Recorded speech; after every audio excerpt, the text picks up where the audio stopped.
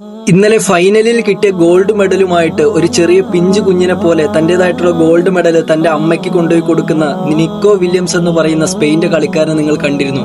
ആ Nico Williams തന്റെ അമ്മയെ പറ്റി ഇന്റർവ്യൂവിൽ പറഞ്ഞൊരു വാക്കുണ്ട്, എനിക്ക് വളരെ വേഗത്തിൽ ഓടാൻ വേണ്ടി കഴിയും, പക്ഷെ എന്റെ അമ്മയുടെ അത്രയും വേഗത്തിൽ എനിക്ക് ഓടാൻ വേണ്ടി സാധിക്കില്ല എന്ന്. പൂർണ്ണ ഗർഭിണിയായിക്കൊണ്ട് കുടിക്കാൻ വെള്ളമോ കഴിക്കാൻ ഭക്ഷണമോ ഇല്ലാതെ സഹാറ മരുഭൂമിയിലൂടെ നടന്നു നീങ്ങിയ ഒരു ചരിത്രമുണ്ട് ഇതിന്റെ പിന്നിൽ. ഗാന എന്ന് പറയുന്ന സ്ഥലത്ത് താമസിച്ചിരുന്ന ഇവർ ഭക്ഷണമോ വെള്ളമോ ഇല്ലാതെ ഇവരുടെ നാട്ടിൽ ദുരിതം വന്നു കയറിയപ്പോൾ നാട്ടിൽ നിന്ന് പാലായനം ചെയ്തുകൊണ്ട് സ്പെയിനിലേക്ക് യാത്രയായി സഹാറ മരുഭൂമി വഴി.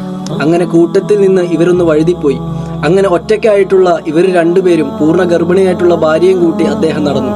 നിക്കോ വില്യംസിന്റെ അച്ഛൻ ഇവരുമായിട്ട് നടന്ന് ആ ഒരു മരുഭൂമി വഴി എത്രയോ ദിവസങ്ങൾ മാസങ്ങൾ കഴിഞ്ഞിട്ടാണ് അവർ സ്പെയിനിലേക്ക് എത്തുന്നത്.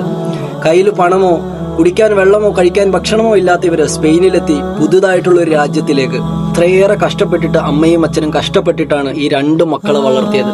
അതിനകത്ത് ഇളയ ആളാണ് നിക്കോ വില്യംസ് എന്ന് പറയുന്ന സ്പെയിന്റെ ഇന്നത്തെ മിന്നും താരം. അദ്ദേഹത്തിന്റെ ചെറുപ്പം തൊട്ടുള്ള കഴിവുകൾ പ്രോത്സാഹിപ്പിച്ച മാതാപിതാക്കൾ എല്ലാത്തിനും സപ്പോർട്ട് ചെയ്ത് പുറകെ നിന്ന് ഇന്നൊരു രാജ്യത്തിന് വേണ്ടിയിട്ട് തലയോർത്ത് മുന്നിൽ നിൽക്കുന്ന ഒരു പ്ലെയർ ആയിട്ടാണ് നമ്മൾ എല്ലാവരും നിക്കോ വില്യംസിനെ കാണുന്നത്. അദ്ദേഹം ഇന്നലെ ഗോൾഡ് മെഡലുമായിട്ട് തന്റെ അമ്മയ്ക്ക് കൊണ്ടുപോയി കൊടുക്കുമ്പോൾ അമ്മയുടെ മുഖത്ത് വളരെയധികം പുഞ്ചിരിയും അതിലേറെ പ്രതീക്ഷകളും അതിലേറെ സന്തോഷങ്ങളും ഉണ്ടായിരുന്നു. അത് നമുക്ക് കാണുമ്പോൾ തന്നെ മനസ്സിലാകും എന്നുള്ളതാണ്.